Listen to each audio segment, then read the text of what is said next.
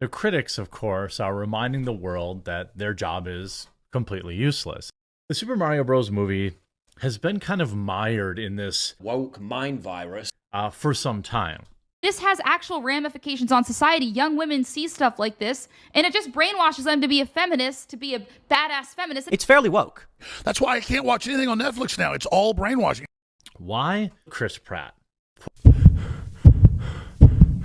Box office figures show the film achieved the biggest ever opening for an animated feature globally, $377 million. That figure was achieved despite Chris Pratt. In a scale of 1 to 10, and I like it is very mid. give it a 6. I give it a 6. the main character roles were voiced by Nobody. maybe diversity isn't such a strength after all. The outrageous temerity for the creators to select Nobody. for the leading roles even caused a nascent but ultimately pathetic boycott. He blasted the film for Feminist, leftist perspectives in movie writing. hell no. Two white male cartoon characters being played by Nobody. presumably partly because it refuses to be a vehicle for the message. Observe again the two worlds that we now live In in. terms of the culture war. Girl boss. You got Peach just taking charge. Earth might stop spinning on its axis. Mario's completely incompetent. I saw that. I was thinking, The moon might fall out of the sky. but it is impossible to not be alarmed by these things in current day Hollywood. Luigi's in a cage the whole time. Love it. And it's only because of Peach's great leadership that anything actually happens. Peach just kind of dominates the. This like badass bitch culture is actually ruining women. She is extremely recognizable. She's feisty, but this is not a change to the character. Peach has always been feisty.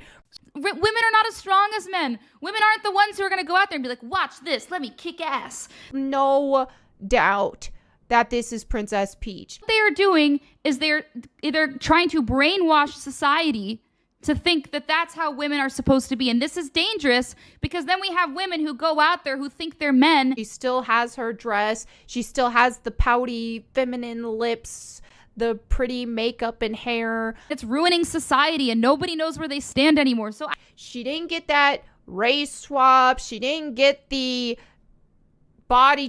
drastic body type change. She didn't get defeminized.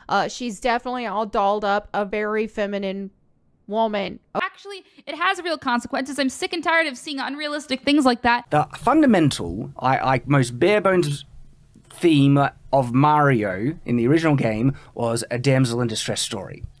Please make her a helpless princess again, okay?